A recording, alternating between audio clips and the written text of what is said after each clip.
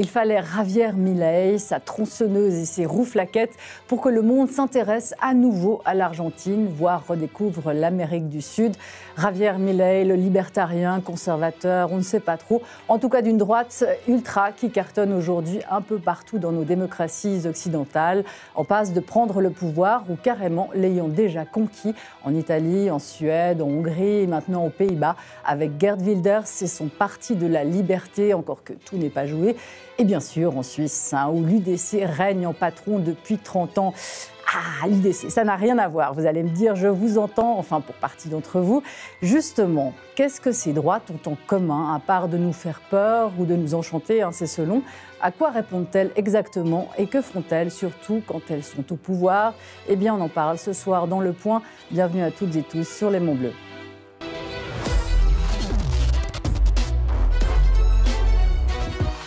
Et bienvenue à nos invités sur ce plateau et en duplex de Paris, Nicolas Bouzou. Bonsoir. Bonsoir. Vous êtes économiste libéral, essayiste et chroniqueur très médiatique. Tous les matins, sur Europe 1, on peut vous entendre et podcaster vos chroniques. Marianne Marais, bienvenue. Bonsoir. C'est d'une sénatrice glorieuse, glorieusement réélue en Valais lors des dernières élections fédérales qu'on reçoit ce soir. Félicitations. Merci. Du parti Le Centre, une droite qui a plutôt le vent en poupe, mais très modestement quand même, malgré tout, derrière l'UDC, le grand patron dont vous êtes le représentant ce soir, Manfred Buller. Bienvenue. Bonsoir, merci. Toujours le bienvenu ici et félicitations à vous aussi parce que vous avez réussi l'exploit d'être le seul francophone réélu à Berne pour cette élection fédérale. Et Estelle Revard, félicitations à vous aussi. Ça, c'est les Oscars. Après, on distribue les cactus. Maintenant, on félicite tout le monde, mais c'est sincère parce que vous aussi, vous avez fait une excellente, très belle première élection au Conseil national dans les rangs socialistes. Deuxième place sur la liste socialiste pour une première élection et ce parti socialiste, deuxième parti du pays, qui résiste très bien en Suisse à l'érosion de la gauche traditionnelle, mais quand même loin derrière l'UDC. Et enfin, Jonas Follonier, bienvenue. Merci, bonsoir. Vous êtes journaliste et correspondant parlementaire pour le journal économique L'AGFI. On le voit passer. Ça, c'est votre dernière chronique sur, justement, Javier Milei. Vous êtes aussi à la tête d'un mensuel libéral, au sens très large. On le voit aussi, Le Regard Libre. 10 ans, janvier prochain. Bon anniversaire. Merci. Et pour revenir à cette élection, Javier Milei, Geert Wilders, ces deux élections ont énormément frappé, évidemment, nos opinions occidentales. Javier Milei et sa fameuse tronçonneuse de campagne, et la victoire quelques jours plus tard de Geert Wilders et de son parti de la liberté aux Pays-Bas. Grosse onde de choc chez nous, mais est-ce que ceux qui s'indignent aujourd'hui et qui s'épouvantent ne se réveillent pas un peu tard, Nicolas Bouzou? Parce que cette droite, aujourd'hui, cette vague de droite, elle n'a pas commencé exactement hier. Et qu'est-ce qu'elle signifie ? Alors, déjà, ce qu'on voit dans le monde entier, c'est la montée des populismes en règle générale, qu'ils soient de droite ou de gauche. Alors, ce que j'appelle populisme, au fond, c'est tous les courants d'idées, les courants politiques qui se situent pas qui n'adhèrent pas aux valeurs des Lumières, c'est-à-dire la rationalité, la science, l'innovation, le progrès, etc. Voilà. Alors, vous avez tout à fait raison de dire que dans ces courants populistes, aujourd'hui, c'est la droite qui gagne, qui l'emporte très clairement, parce que bien, vous avez beaucoup de peuples qui aujourd'hui veulent dire non à l'immigration et pour le dire très clairement, qui s'inquiètent beaucoup de la montée de l'islam politique. Et c'est la raison pour laquelle c'est plutôt dans les populismes la droite qui l'emporte. Alors après, moi, j'adhère tout à fait au sous-entendu de votre question, c'est-à-dire que je pense que si les populismes, et notamment de droite, montent beaucoup, c'est parce que les gens, et j'en prends ma part, les non-populistes comme moi, mais aussi tous les représentants politiques, n'ont pas été capables de produire un discours qui soit un discours notamment qui aborde des sujets compliqués comme l'immigration, comme l'islam, comme la sécurité. Voilà, je pense qu'à force de détourner les yeux et de ne pas aborder ces sujets, de ne pas les aborder clairement avec des réponses fermes, eh bien on laisse la place au populisme de droite. Donc je suis pas très étonné de ce qui est en train de se passer en Argentine, aux Pays-Bas, mais aussi ce qu'on a vu en Italie, peut-être demain en France, on verra. Voilà, quelque chose d'assez général en réalité. Justement, Manfred Bühler, dans l'introduction, voilà, j'ai laissé sous-entendre qu'il y avait peut-être des gens qui n'étaient pas d'accord avec l'idée qu'on vous assimile à ces populismes de droite. Est-ce que vous avez des points communs avec Javier Milei, son programme, ou avec celui de Geert Wilders? Est-ce que vous vous sentez participer d'une même droite aujourd'hui? Alors, j'aimerais commencer par corriger quelque chose. Dans le titre de l'émission, on parle d'ultra-droite, donc je pense que c'est quelque chose dont beaucoup de gens parlent, mais finalement que personne n'a jamais vu. Il y a quelques groupuscules au-delà de l'extrême droite qui parfois font l'actualité, beaucoup plus rarement que les groupuscules d'extrême gauche d'ailleurs, qui sont beaucoup plus nombreux dans les incidents publics. Donc je trouve dommage de vouloir ici donner l'impression que l'UDC serait dans l'ultra-droite ou quoi que ce soit. Démocratiquement, alors, comme le dit d'ailleurs, au niveau des comme points le réclame d'ailleurs votre parti, Marco Chiesa, couvre justement le bout le plus extrême de l'échiquier. Comment est-ce qu'on appelle ça aujourd'hui? Mais je crois que l'UDC, en tant que parti populaire, on peut même dire populiste par certains aspects, mais dans un sens noble du terme, c'est-à-dire au service du peuple, parce que c'est ça le rôle de la politique, en tout cas en Suisse où nous avons une démocratie directe, couvre un champ très large. Et lorsque l'on couvre les aspirations et les besoins de la population, aussi par rapport aux évolutions de la société, les évolutions de l'actualité, les chocs de l'actualité, je crois qu'on n'a pas du tout besoin des extrêmes, ni à gauche ni à droite. Et c'est ce qu'on voit en Suisse.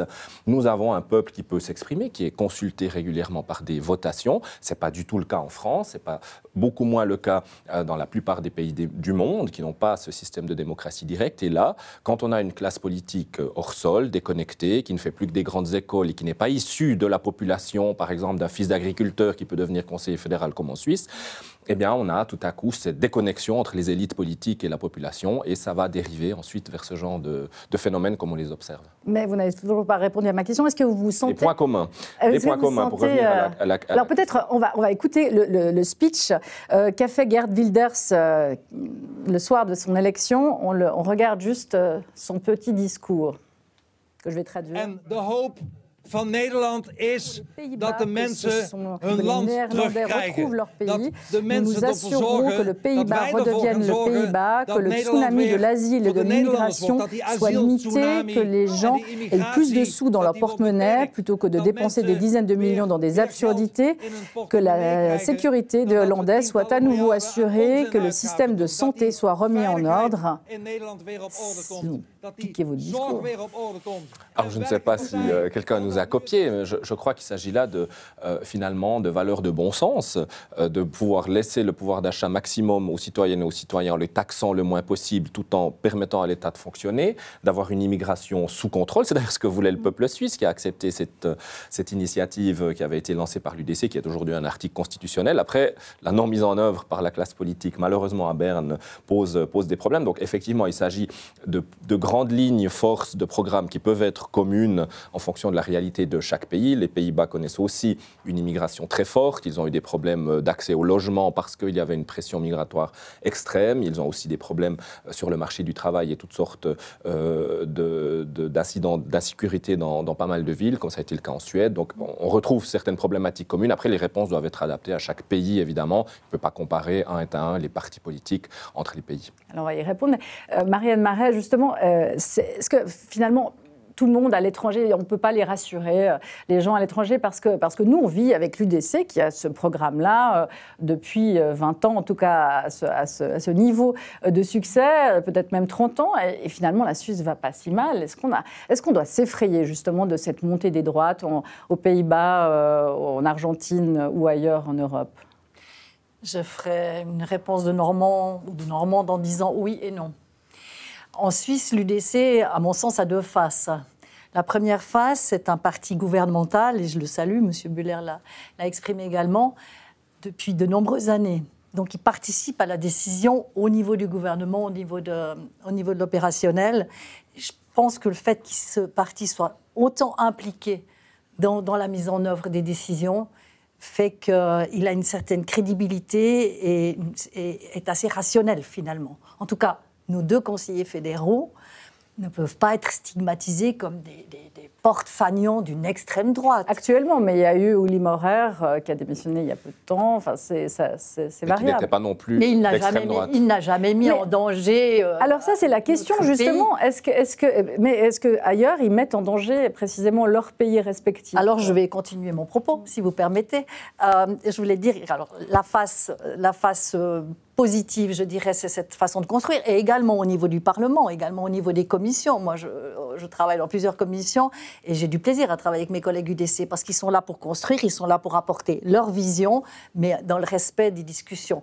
La face un peu plus sombre, c'est pour moi leur façon de mener des campagnes électorales. On a vu la dernière campagne pour les élections où là, vraiment, ils stigmatisent les étrangers avec énormément de force et c'est heurtant. Et dans ce sens-là, pour moi, il y a quand même quelque chose de dangereux, parce qu'on exacerbe les tensions au niveau de la population. C'est vrai, Estelle Reva, quand on entend Geert Wilders, on se dit franchement, c'est très banal. Hein. Nous, on a ça au pouvoir. Et puis même quand on entend Marine Le Pen, en réalité, quand on l'écoute, hein, on se dit, franchement, à côté de notre droite, ici, en Suisse, c'est presque une communiste. D'ailleurs, elle est bien plus étatiste que la plupart des partis de droite. Donc, est-ce que la Suisse, c'est trop droitisé? On s'est habitué à quelque chose? Ou bien c'est au contraire les autres pays qui s'effraient pour rien? Non, moi j'aimerais d'abord rebondir sur ce qui a été dit. Je crois qu'à l'international, l'UDC est considéré comme un parti très à droite, déjà parce que c'est un parti qui se revendique xénophobe. J'ai pu le voir il y a quelques jours sur un plateau télévisé. Ensuite, c'est un parti qui vote de façon ultra-libérale au Parlement. Donc là, il y a quelque chose d'assez différent, je dirais, entre ce qu'on voit pendant une campagne électorale, des slogans sur les trams, où on dit que c'est un parti qui est là pour le pouvoir d'achat, notamment, et ensuite les votes concrets au Parlement. Et je peux dire, ça fait pas très longtemps que je suis politisée, donc au moment de choisir un parti, j'ai vraiment observé tous les votes, et il y a des votes qui ont retenu mon attention. Par exemple, sur les primes maladie, c'est quelque chose qui grève le pouvoir d'achat des gens. L'UDC a voté non à l'initiative d'allègement des primes, mais aussi non au postulat Mater pour des primes d'assurance maladie juste. Ça demandait juste de considérer s'il n'y avait pas d'autres options que ce qu'on est en train de vivre en ce moment avec des primes par tête, vraiment qui sont complexes pour le porte-monnaie des Suissesses et des Suisses. Et ça, il y a un moment, je pense qu'il faut remettre un petit peu les choses dans l'ordre. Il y a les promesses, puis il y a ce qui est fait concrètement. Pour revenir à Marine Le Pen, moi je pense qu'elle n'a pas beaucoup modifié son discours par rapport à son père Jean-Marie Le Pen. Moi j'étais encore à l'école à Paris au moment où il y a eu ce fameux second tour, Chirac contre Le Pen, et tout le monde disait tout sauf Le Pen. Et je crois que simplement elle a réussi à mettre un joli papier de fête, elle a réussi à enrober ça avec une communication beaucoup plus politiquement correcte. Et il faut faire attention. Oui, mais elle est beaucoup plus étatiste, encore une fois, que nos droites, même institutionnelles en Suisse. Et c'est vrai que... Je ne vois pas. Elle a des discours tout aussi xénophobes et tout aussi alarmistes sur les questions migratoires. Alors, justement, Jonas Felonier, quels sont les points communs de ces droites? Est-ce qu'il y en a? D'ailleurs, est-ce qu'on peut comparer avec l'UDC? Qu'est-ce qui les réunit? Il faut être clair, je pense que l'expression extrême droite ou ultra droite n'a plus aucun sens à partir du moment où on y rend justement Marine Le Pen, quelqu'un qui est effectivement étatiste en économie. Vous citez les thèmes, vous la qualifiez de xénophobe, mais sur tous les autres thèmes économiques, même des thèmes sociétaux où elle est assez ouverte, ou en tout cas, par exemple, si on la compare avec Javier Milei en Argentine, qui a aussi été qualifié d'extrême droite sitôt élu, j'ai trouvé 0 point commun entre leurs deux programmes. Je veux dire, Javier Milei il est très libéral sur les questions économiques, il n'y a aucun doute là-dessus. Alors, je crois qu'on est tous d'accord. Par contre, par exemple, il est opposé à l'avortement. Marine Le Pen n'est pas opposée à l'avortement. Elle est socialiste en économie. Sur l'immigration, Javier Milei veut ouvrir les frontières. Il veut faire de l'Argentine un pays avec le moins d'États possible, avec le moins d'États qui interviennent dans la société et dans l'économie. Marine Le Pen, c'est le contraire. Donc, je pense que c'est des mots qui servent plus à décrédibiliser qu'à décrire. Et avec l'UDC, quels sont les points communs?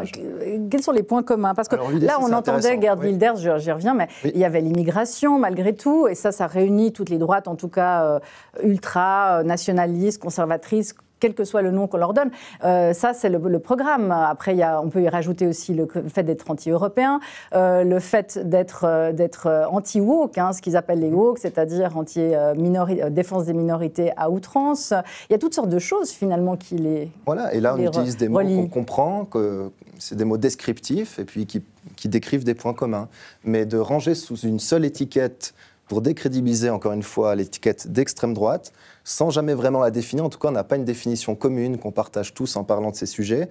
Monsieur Bouzou, on a proposé une, et c'est tout à son honneur, parce que ce n'est pas souvent le cas. Ce serait, par exemple, d'être anti-lumière, anti-raison, anti-science. À ce moment-là, on a des personnalités d'extrême gauche, telles qu'on les appelle, comme Jean-Luc Mélenchon, qui pourraient du coup être rangés sous la case d'extrême droite, selon leurs propos anti-rationnels. Donc c'est ça toute la problématique, finalement. Oui. Nicolas Bouzou, est-ce que vous nous entendez? Voilà, on n'était pas sûr. Bien sûr. Voilà. Mais pour le focus qu'on met sur ces droites, justement, est-ce qu'on a raison de s'alarmer? Parce que la presse a beaucoup titré sur l'élection de Javier Milei, elle a beaucoup aussi titré sur l'élection de Geert Wilders.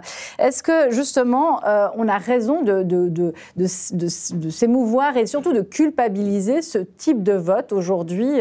Parce qu'on peut rajouter effectivement dans la liste que Donald Trump, Marine Le Pen sont annoncés dans les sondages futurs victorieux aux prochaines élections, qu'il y a toutes sortes de pays qui seraient aussi sur le point de basculer, mais est-ce que justement ce vote-là, on a raison vraiment de le culpabiliser? Alors, on a complètement tort de culpabiliser les électeurs qui votent pour ces mouvements-là, tout simplement parce qu'ils sont très nombreux. Vous citez le cas de Marine Le Pen, elle est aujourd'hui à 30% au premier tour dans les sondages, donc c'est l'une des personnalités politiques les plus populaires en France, donc ce serait complètement stupide et contre-productif de culpabiliser les gens qui votent pour elle et qui ont de très bonnes raisons. En revanche, on a le droit d'être contre. Et ça, moi, je le revendique. Mais je le disais tout à l'heure, c'est le droit d'être contre les populismes en règle générale. Moi, je suis un libéral, mais Javier Milei qui fait sa campagne avec la tronçonneuse, moi, mais je connais aucun dirigeant politique équilibré qui brandisse une tronçonneuse en public, si vous voulez. Vous voyez, donc c'est pas normal, donc ça va pas du tout. Marine Le Pen, je suis contre elle parce que elle n'a pas de gens compétents autour d'elle et elle a le programme économique de la gauche des années 70. Et donc c'est complètement anachronique. Et vous citez le cas de Donald Trump. C'est très intéressant, Donald Trump, parce que la question que vous posez, c'est est-ce qu'il faut s'inquiéter de ce type de personnes au pouvoir? Je voudrais quand même rappeler que Donald Trump, ça a été parfaitement documenté, il y a encore des procès qui sont en cours, mais a une responsabilité dans l'invasion du Capitole, qui a considérablement abîmé la démocratie américaine. Et donc on ne peut pas considérer du tout que le mandat de Donald Trump ait été quelque chose de neutre ou de normal pour la démocratie américaine. C'est quelqu'un qui a eu des comportements absolument outranciers et qui a fait du mal aux États-Unis. Alors aujourd'hui, il est en tête dans les sondages aux États-Unis. Donc là encore, il ne faut pas mépriser ces électeurs qui sont nombreux, mais on a parfaitement le droit de faire une analyse qui consiste à dire que, pardon, mais Trump ou Biden, ce n'est pas tout à fait la même chose. Ouais. Mais qu'est-ce que ça nous dit, justement, ce vote des gens fâchés, Manfred Bühler? Vous qui les connaissez bien, puisque c'est une partie de vos électeurs. Qu'est-ce que c'est? Est-ce que c'est aussi une façon aussi de réempoigner le politique, parce qu'on a vu aussi en Argentine une inflation énorme, les gens sont désespérés, et donc ils votent pour qui peut espérer leur apporter une solution. Et ça fonctionne aussi en Suisse. C'est exactement ce que je disais tout à l'heure. La politique est au service de la population et elle doit répondre aux attentes de cette population. Alors en fonction de la situation d'un pays, qu'il fonctionne bien, pas bien, etc., on aura des réponses différentes à apporter. Et je crois que ce qu'il faut bien garder à l'esprit, c'est qu'il y a une image médiatique qui est donnée, que ce soit Donald Trump ou d'autres, qui est en général une diabolisation.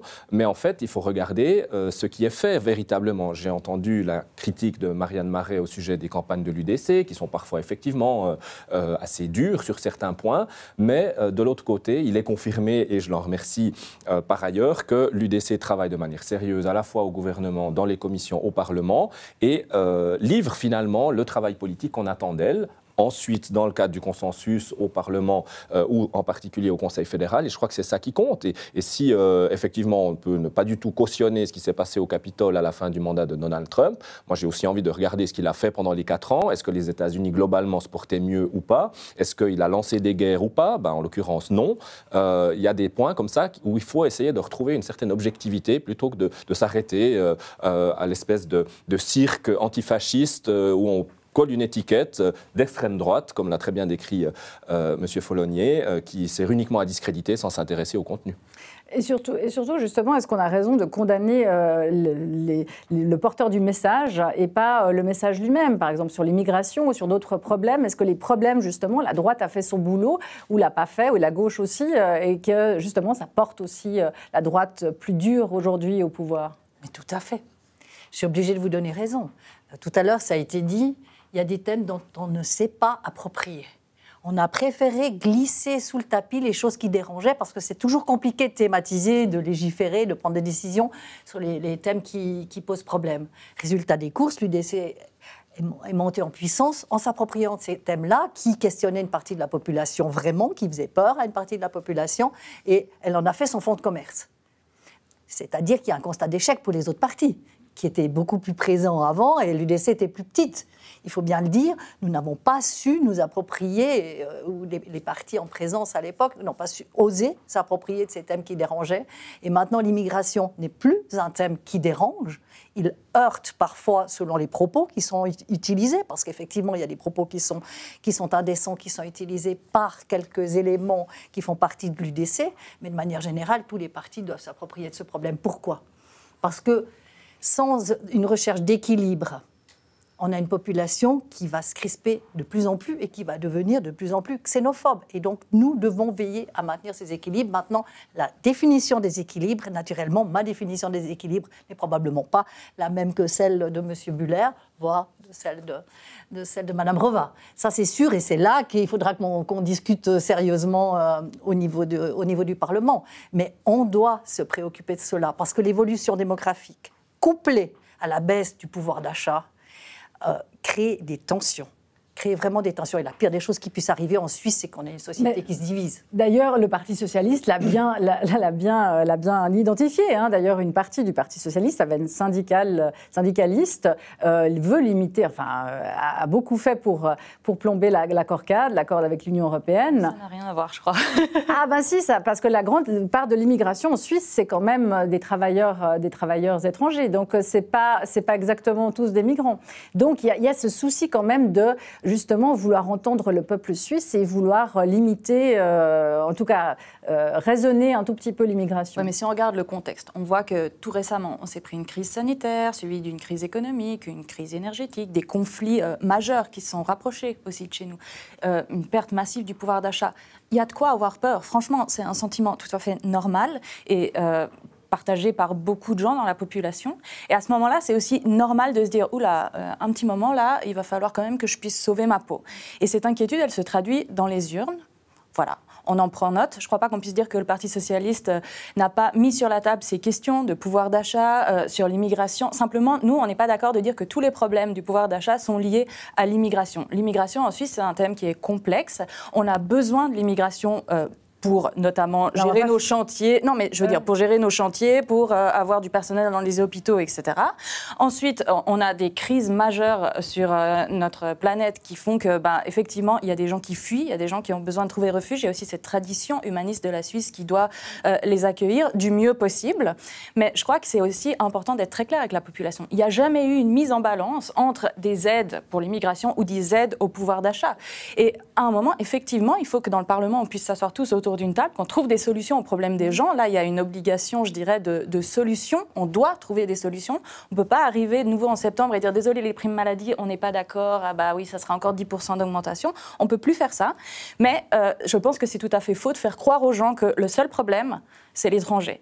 Et c'est très dangereux, évidemment, parce que c'est tentant, quand on se sent complètement déstabilisé, de croire à ça et de se raccrocher à ça. Mais est-ce que la gauche ne s'est pas focalisée non plus sur des problèmes qui ne sont pas ceux de la population? Je pense à ceux des minorités, par exemple. Ça, c'est le grand reproche sur lequel capitalise aujourd'hui, justement, je vous laisserai peut-être répondre, Jonas Follonier, sur lequel capitalise ces droites. Et d'ailleurs, même la gauche rétropédale un petit peu. Ce qui était frappant aujourd'hui, c'était Libération, le grand journal de gauche, qui faisait sa une, et même tout son cahier, sur la censure dans la littérature des jeunes pour condamner ça. Donc, est-ce que là, effectivement, ça n'était pas un tapis rouge qu'on a déroulé sous les pieds de la droite dure? Évidemment. Vous avez cité avant la thématique de l'anti-wokisme, tel que décrit par par tous ces candidats qui ont été portés au pouvoir. Je pense que c'est une partie de l'explication de ce qui fait le succès de ces candidatures, c'est que les gens ont l'impression, je ne dis pas que c'est forcément vrai, mais que ce sont des partis, des personnes qui sont dans leur époque, qui ont compris leur époque et qui s'attaquent au sujet un peu tabou qu'il y a à la table familiale, où on s'engueule entre cousins parce que tout à coup, on a des visions du monde sur des sujets très, très concrets dans les universités ou alors dans les médias ou alors même dans les entreprises où on a des sujets qui font partie des non-dits, qu'on estime pas des sujets politiques. C'est le grand tort des partis traditionnels qui ont l'air un peu ringards parce qu'ils s'attaquent toujours au même problème avec les mêmes discours, mais il y a des nouvelles choses dont on parle, il y a des nouveaux mots, c'est un peu compliqué, mais c'est aussi des sujets de société. Et il faut un débat d'idées là autour. Et les partis qui abandonnent ça, qui se font dépasser sur leur droite, ma foi, c'est aussi un peu de leur faute. Maintenant, on a expliqué pourquoi ces mouvements avaient du succès. Ils capitalisent sur la déception, en partie des gens.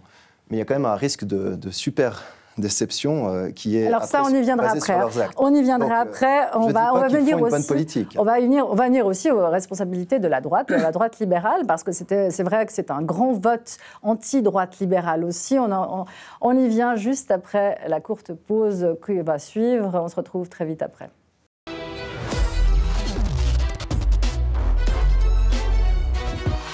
Le point de retour sur la montée des droites dures. Doit-on en avoir peur et qui en est la cause?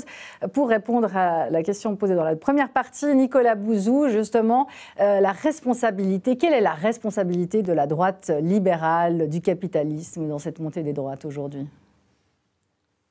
Non, alors, je ne sais pas si c'est la droite libérale, mais enfin, on va dire la droite de gouvernement, en tout cas, elle a évidemment une responsabilité, ça c'est clair, y compris d'ailleurs en France, si vous considérez que ce qui est Emmanuel Macron est de centre-droit, parce que en fait, sa responsabilité, c'est l'incapacité à avoir pu donner des réponses efficaces sur des sujets qui sont ceux qui inquiètent le plus les Suisses ou les Français ou la plupart de nos compatriotes en Europe ou dans les pays occidentaux. Donc j'évoquais tout à l'heure la question de l'immigration, la question de l'islam politique, mais aussi la question de l'éducation, la question des coûts de santé. Donc vous avez une responsabilité, je dirais, des partis de gouvernement et des droites de gouvernement en règle générale. Mais ce que je voulais dire aussi, pour faire le lien avec le débat d'avant, c'est que les extrêmes se renforcent les uns les autres, hein. C'est-à-dire que, d'ailleurs, on l'a bien vu en Argentine, par exemple, où la victoire de Milei est très largement liée au fait que le péronisme a été une catastrophe absolue pour l'Argentine depuis 40 ans. Et vous évoquiez tout à l'heure le wokisme. Le wokisme, qui est justement un anti-universaliste, donc un populisme au sens où il est contre les principes des Lumières dont je parlais tout à l'heure, suscite des réactions extrêmes. Donc vous voyez, vous avez toujours en réalité cette espèce d'alliance inconsciente entre les extrêmes, et c'est la raison pour laquelle, et c'est une façon de répondre à votre question, il faut absolument que... je vais vous dire, moi je ne suis pas socialiste par exemple, mais je rêve que la social-démocratie et que le socialisme se réveillent et qu'on ait des grands partis socialistes qui puissent fournir des réponses à des questions comme les inégalités, comme l'éducation, comme l'intégration, comme la santé. Parce que c'est parce qu'on aura un très bon parti socialiste qu'on aura aussi des bons partis de centre-droit et qu'on pourra sortir de cet échange mortifère entre l'extrême droite et l'extrême gauche, entre les populismes de droite et les populismes de gauche. Marianne Marais, justement, parce que Bernard Guetta, à propos de Geert Wilders, disait on n'a pas réussi, depuis l'effondrement du catholicisme ou de la place de la religion catholique, on n'a pas réussi à redonner une morale. Est-ce que c'est ça aussi la responsabilité des droites libérales, notamment, hein, d'avoir cru qu'on était tous des bons petits consommateurs producteurs et d'avoir voulu justement capitaliser le monde sans offrir un autre discours. D'ailleurs, le corollaire à la montée des droites, c'est l'effondrement de la droite traditionnelle. Alors, vous êtes le centre, mais le PLR chez nous s'effrite, moins qu'ailleurs, mais comme ailleurs aussi. Hein, toutes ces droites traditionnelles, en France, on n'en parle même pas. On ne sait même pas s'ils existent encore, les Républicains. Est-ce que cette responsabilité, justement, de la droite classique, traditionnelle, capitaliste, d'avoir voulu, justement, de ne pas avoir saisi, justement, l'enjeu populaire autour de cela? La question est compliquée. Je vais tenter d'y répondre de manière assez simple. Au départ, le propos tant de mon parti que du PLR de l'époque, c'était de dire il faut générer de la richesse avant de la dépenser. C'est toujours mon propos, naturellement, sauf qu'on n'y a pas mis de nuances. On n'a pas su avancer dans le temps en y apportant les nuances nécessaires. Au départ, les gens, lorsque j'étais petite, les gens étaient contents d'avoir du travail. Ils étaient reconnaissants envers leur employeur. Il y avait très peu de gens qui étaient syndiqués parce que le fait qu'on nous donne du travail, c'était déjà quelque chose de formidable. Petit à petit, les gens ont pris conscience de l'apport qu'ils amenaient à la société. Et plus on a avancé dans la qualité de vie, plus il y a eu cette recherche justement de qualité de vie, de reconnaissance, qui fait que les questions se sont posées différemment. Il y a eu un besoin d'entendre d'autres réponses, des réponses un peu plus circonstanciées en termes de qualité de vie, en termes d'aménagement du travail et j'en passe. Et à partir de là, probablement qu'on n'a pas su vraiment bien évoluer parallèlement à cette modification de la société. Regardez les jeunes aujourd'hui, il y en a énormément qui travaillent à 80% parce que l'apport financier que ça leur procure est largement suffisant et puis ils veulent mettre du loisir, de la culture dans leur vie. Et on n'a pas à le juger, on doit le constater et vivre avec ça et faire évoluer aussi nos politiques. Estelle Reva, est-ce que l'UDC, justement, s'occupe mieux du peuple, du petit peuple ou du moyen peuple que le PLR, par exemple ? Écoutez, dans les votes, clairement, non. Après, je trouve que le PLR et le centre a quand même une responsabilité. En Suisse, il y a eu pas mal d'alliances qui ont été faites entre l'UDC, le PLR, le centre. Des alliances que je ne comprends pas vraiment parce que le PLR, le centre ont des valeurs qui sont très différentes de l'UDC. Le centre, par exemple, est plutôt pro-européen. Vous pourrez éventuellement... Mais je tiens à dire que l'alliance a eu lieu qu'à Genève. Pas du tout qu'à Genève. Il y a eu plusieurs cantons où ça a été le cas. Par exemple, le canton de Vaud aussi. C'est comme ça que Mme Dittli est arrivée aussi au gouvernement. Ah, mais vous parlez du... Oui, mais... Voilà, donc là, au niveau fédéral, en tout cas à Genève, il y a eu cette alliance. Je me pose donc la question, pourquoi est-ce que le centre qui est plutôt pro-européen fait une alliance avec un parti qui est très eurosceptique ? Pourquoi est-ce que le PLR, qui est un parti libéral, ne prend pas plus soin de la liberté individuelle ? Il fait une alliance quand même avec un parti qui trouve bien de maintenir des thérapies de conversion pour les homosexuels. Moi, je me pose juste la question et je pense que ces partis devraient faire attention parce qu'en faisant ces alliances-là, ça banalise aussi la xénophobie, pas mal d'autres comportements, puisque finalement, voilà, le PLR, le centre sont des partis humanistes. S'ils trouvent que c'est OK, alors finalement c'est OK, il n'y a pas de problème.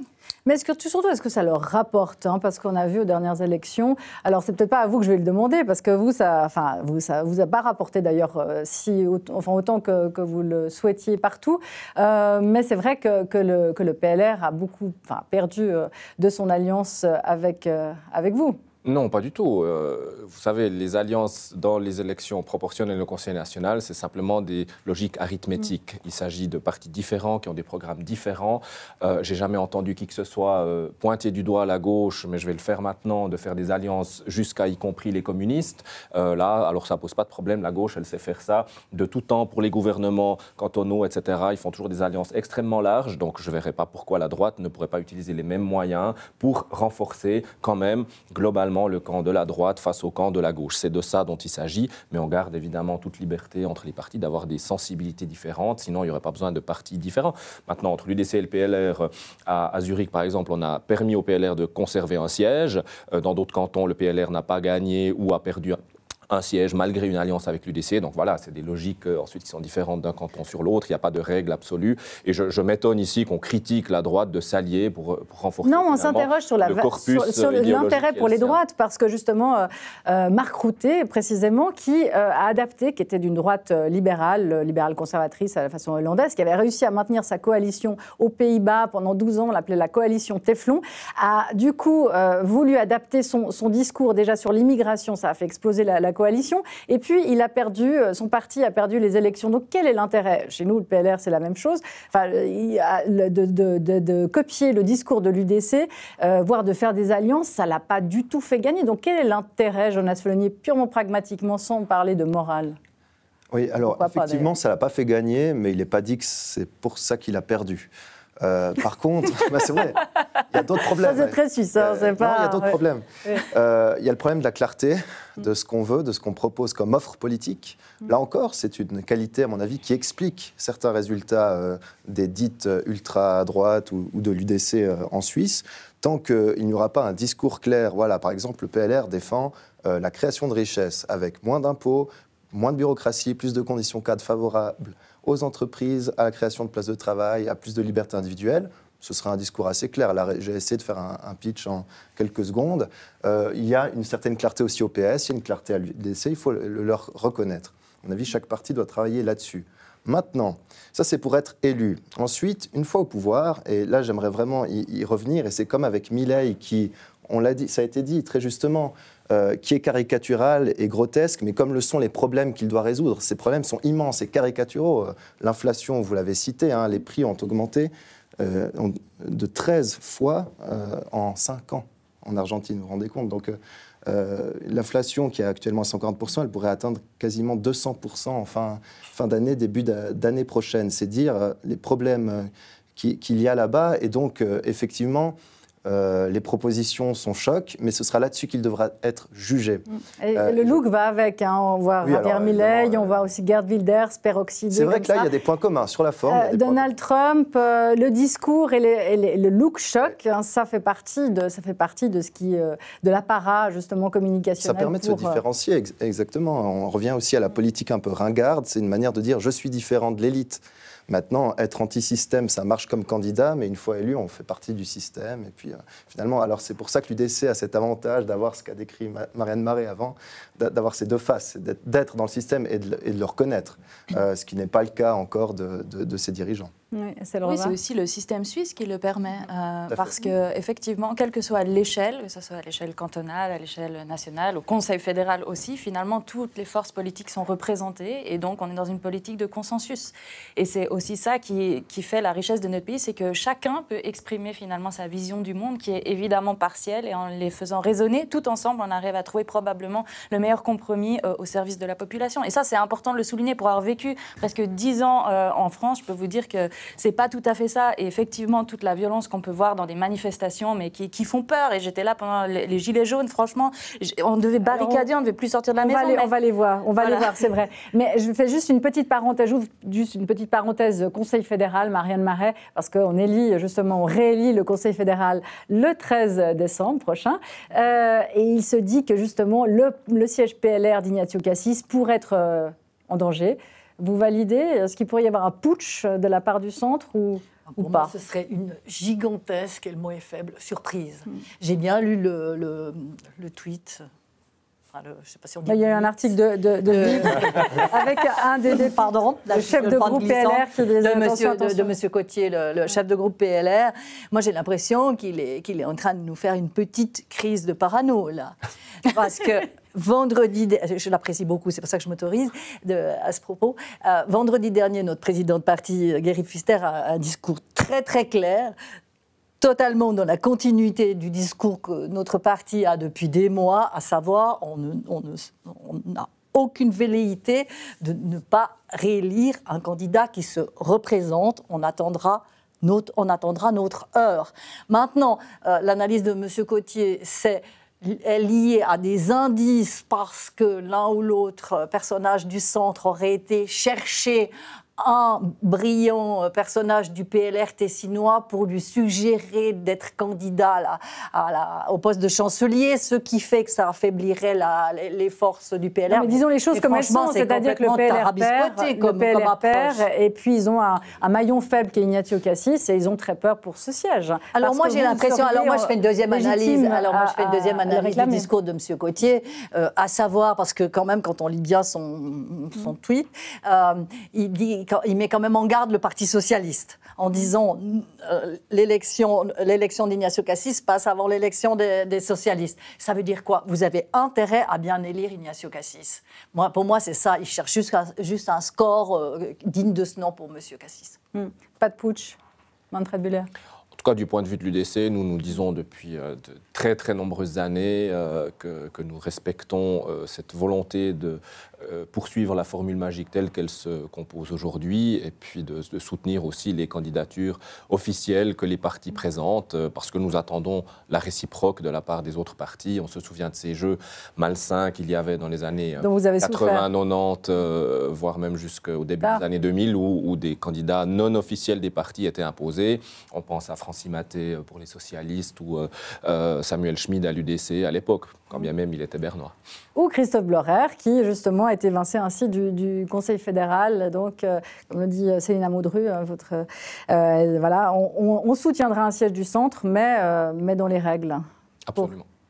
Petite question aussi, Mauro Poggia, notre jeune voix locale et régionale, vous allez l'intégrer dans votre groupe UDC? Quand nous aurons, si nous avons une demande officielle, nous allons y répondre. Mais à ma connaissance, il n'y a pas eu de demande officielle. J'ai lu des choses dans la presse, mais ce qui est dans la presse, parfois, il ne faut pas forcément le croire. Donc pour l'instant, il n'y a rien qui est sous toi? Pour l'instant, je n'ai rien. Nous n'avons pas de séance, le candidat ni aujourd'hui ni demain. C'est toujours le candidat gitan. Donc voilà, nous verrons. Bon, suivant le camp, ça clarifiera au moins ses positions, notamment sur l'assurance maladie, probablement. Nicolas Bouzou, pour ce qu'il en est justement voilà, là on disserte sur ce qui est bien, ce qui est moins bien, mais est-ce que le réel aujourd'hui nous rattrape pas quand on voit ces images qui sont là, on les voit justement. Quand on voit, c'est donc là les manifestations d'extrême gauche qui ont eu lieu au printemps à Genève. C'est des manifestations qui étaient dirigées d'ailleurs contre l'UDC.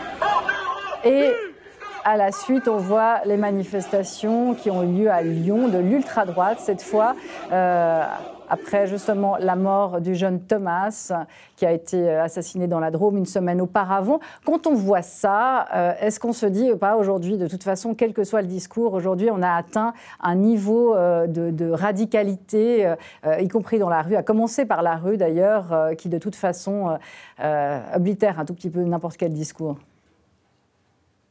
Oui, mais il ne faut pas s'y résoudre. En fait, ce niveau de radicalité, y compris d'ailleurs les violences qu'on voit dans la rue, ne vient pas de nulle part. Ça vient de l'incapacité des partis de gouvernement à régler certains problèmes, comme le problème de la sécurité. Ce qui s'est passé avec l'assassinat du petit Thomas est quelque chose qui a été extrêmement traumatisant pour le pays, parce que le fait qu'une fête de village, où en théorie il ne doit rien d'autre se passer que des événements joyeux, qu'elle soit l'objet d'une descente de racailles et que ça se traduise par un meurtre, est quelque chose qui a été très mal vécu par le pays. Et le fait que, au fond, les Français aient pu avoir le sentiment que c'était parfois un peu minimisé, qu'on évoquait un fait divers pour ce qui, de toute évidence, n'est pas un fait divers, c'est un fait de société important, eh bien, il est clair que ça pousse à la radicalité.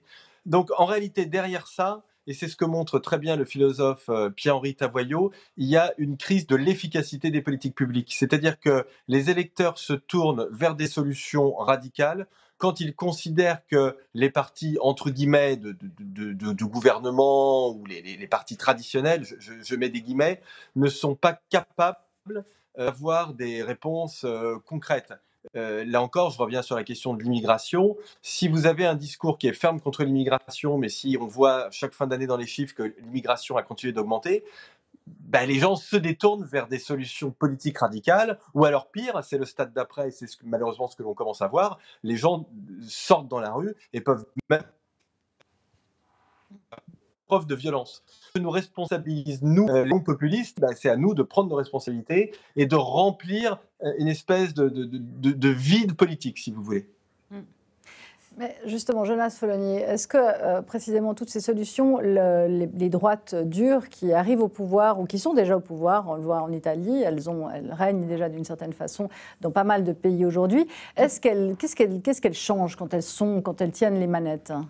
Alors on peut même regarder plus largement le problème en prenant une étude qui va paraître dans l'American Economic Review, qui fait vraiment autorité pour les questions économiques, et qui ont analysé le bilan de toutes les politiques dites populistes, à peu près selon la terminologie de M. Bouzou, c'est-à-dire de camps extrêmes par rapport au débat plus rationnel ou alors qui ont fait une campagne plus anti-système, disons. Ça concerne 95% du PIB, donc c'est vraiment beaucoup de pays, c'est 60 pays qui ont été étudiés.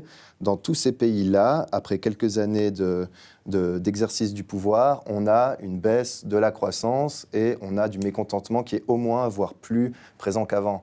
Donc c'est aussi intéressant de voir que le bilan ne suit pas forcément l'élan qu'il y a eu pour porter ces gens-là au pouvoir. Et ça me semble beaucoup plus intéressant, justement, de regarder objectivement, on y revient, ces constats-là, plutôt que de parler de morale avant même qu'ils soient élus, en disant ces gens-là ont le droit de participer aux élections ou n'ont pas le droit, etc. Il faut être clair. Si un parti est autorisé, il a le droit de faire campagne. Mais parlons des idées et ensuite parlons du bilan. Le bilan, pour l'instant, il ne me semble pas très bon. Je préférerais effectivement que les partis traditionnels, qui ont un discours qui me paraît plus raisonnable, soient plus efficaces, effectivement, je pense, lorsqu'ils exercent le pouvoir. Et on évitera de les confier à des gens un peu plus frappadingues comme M. Milei. Alors, il y a un commentaire très cruel, juste après les élections, le 22 octobre, un article de Johannes Ritter, journaliste de la FAZ, la fameuse Frankfurter Allgemeine, grand journal allemand de droite, bourgeoise, qui disait justement « L'UDC ne présente pas de solution viable aux problèmes dont elle se plaint continuellement » et ça fait 20 ans que ça dure, Manfred Bühler. Qu'est-ce que vous avez fait toutes ces années? Bon, on va pas tenir compte de l'analyse de quelqu'un qui est à plusieurs centaines de kilomètres. Non, il est à Berne, il est correspondant à Berne. Qui écrit pour un journal qui est à plusieurs centaines de kilomètres de la Suisse, parce que je pense que c'est une vue très partielle. L'UDC ne dirige pas ce pays toute seule, et fort heureusement, je ne souhaiterais pas que l'UDC ait la majorité absolue. Mais vous ne cessez de râler. Vous ne cessez de râler, et en même temps, vous avez la majorité qu'il faut relative depuis des années. Mais la résolution de ces problèmes se fait au Parlement par des votes où il faut des majorités, des coalitions, se fait par le travail du Conseil fédéral où il faut trouver des consensus. Et je pense que nous accuser de ne pas vouloir résoudre les problèmes que nous dénonçons est un bien mauvais procès. Je crois que le travail de nos élus à tous les niveaux démontre chaque jour le contraire. Mais ça vous arrange aussi, parce que justement, vous pouvez continuer à être plébiscité. Je pense que les Suisses ne tiennent jamais vergogne à l'UDC, parce que même si c'est les patrons, ils continuent. Non, mais nous ne sommes pas les patrons. Je reprends un exemple. La migration, c'est une préoccupation importante, au même titre que d'autres préoccupations, que ce soit le pouvoir d'achat, les caisses maladies. L'UDC a soumis une initiative qui a été acceptée. Nous avons un article constitutionnel. L'UDC ne peut pas imposer toute seule sa mise en œuvre. Ce sont les autres partis qui se sont coalisés contre l'UDC pour ne pas mettre en œuvre cela. Donc évidemment que les problèmes migratoires, depuis 2014, la votation en question, n'ont pas été résolus et continuent. Et donc ce n'est pas la faute de l'UDC si ces problèmes n'ont pas été résolus. C'est la faute, désolé de le dire, de tous les autres partis. Donc voilà, nous continuons évidemment à mettre le doigt sur ces difficultés. C'est de votre faute, Marianne Marais? Non, alors, je vais quand même être un peu dure avec l'UDC sur ce coup-là, en disant que je rejoins un petit peu le présupposé de madame, à savoir que vous aimez quand même assez bien entretenir votre fonds de commerce. Vous le faites aussi avec la famille ou d'autres sujets qui vous sont chers, je crois que c'est normal. Non, mais avec la famille, c'est sûr, mais vous aimez entretenir votre fonds de commerce, et de ce fait, c'est difficile pour vous de régler des problèmes qui constitue votre fonds de commerce. Je prends un exemple très concret. J'avais déposé une motion liée à une grande campagne de prévention contre les violences domestiques, sexistes et sexuelles. Au Conseil national, votre parti, dans sa toute grande majorité, a refusé. C'était quoi son argument? C'était parce que le grand pourcentage des auteurs sont des étrangers. Alors c'est sûr, les statistiques sont imparables. Vous avez évoqué des statistiques qui sont justes, mais est-ce une raison pour ne pas régler le problème? Au contraire, on doit régler ce type de problème si on veut améliorer les choses et baisser les tensions et la xénophobie. C'est un exemple parmi tant d'autres.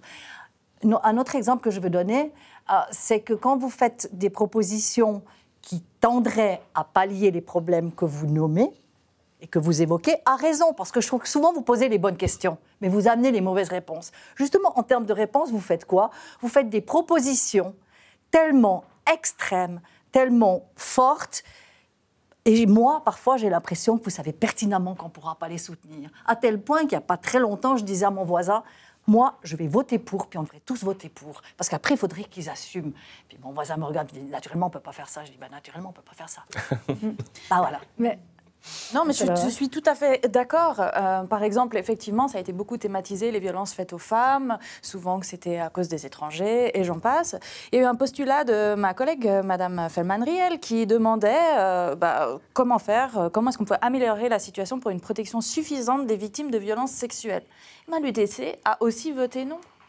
Donc il y a un moment, effectivement, si on veut régler les problèmes, il faut aussi mettre les moyens pour. Un postulat, c'est non contraignant, c'est uniquement... L'UDC n'est pas particulièrement féministe. Hein. Ça, il l'a jamais annoncé. Ah ben non, mais il surfe sur ce...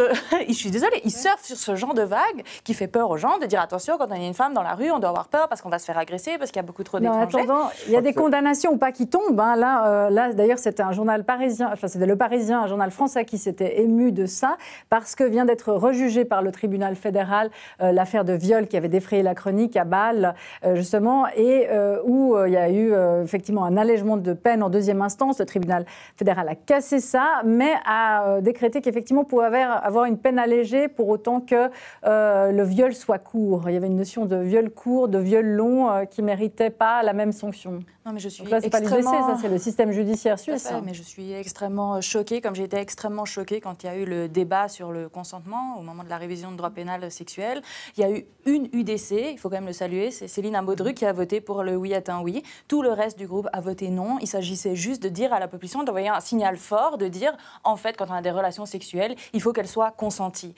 Voilà, oui, mais la solution du non est un non, c'est une solution parfaitement raisonnable aussi. Ça ne veut pas dire qu'on peut obliger les femmes mais on enlève un symbole qui était important. Oui, mais alors je ne fais pas de la politique de symbole. Nous, on est ici pour être dans la réalité des choses. Mais vous savez aussi... Et je crois que le fait de nous reprocher de ne pas vouloir défendre les femmes contre les violences, c'est un bien mauvais procès parce que nous, au lieu de voter des postulats pour brasser de l'air, nous préférons mettre en œuvre les règles qui existent. Vous brassez de l'air, donc vous protégez les femmes des violences. Et aussi expulser les criminels étrangers qui sont d'ailleurs aussi l'expression d'une volonté populaire, qui se rendent coupables de ce genre de gestes. Et je pense que si on fait ça, on a déjà résolu une bonne partie du problème. Alors, il va falloir conclure. Oui, Marianne Marais. Mais Nicolas Bouzou, justement, parce que le système suisse permet à l'UDC d'avoir un pied dedans, un pied dehors, d'être dans l'opposition. Et peut-être que c'est ça, la recette miracle de sa longévité. En revanche, il y a des pays comme l'Italie où on voit Giorgia Meloni avec Fratelli d'Italia, une coalition qu'elle est censée présider et qui, justement, fait une politique qu'on ne sent pas très différente de celle de Draghi. Est-ce que les droites, une fois au pouvoir, sont condamnées à faire une politique de centre ?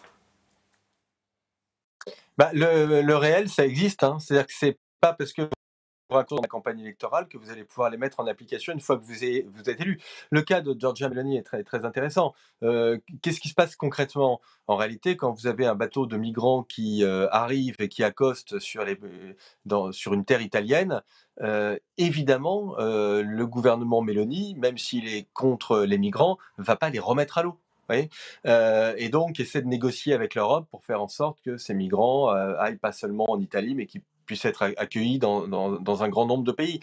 Donc, en réalité, on voit que les populismes se heurtent à la réalité une fois au pouvoir. Et d'ailleurs, c'est assez intéressant parce que c'est une forme de pédagogie pour les opinions publiques qui voient que, écoutez, rien n'est simple et les problèmes auxquels on fait face, ce sont des problèmes qui sont difficiles. Et qu'il n'y a pas de réponse simpliste.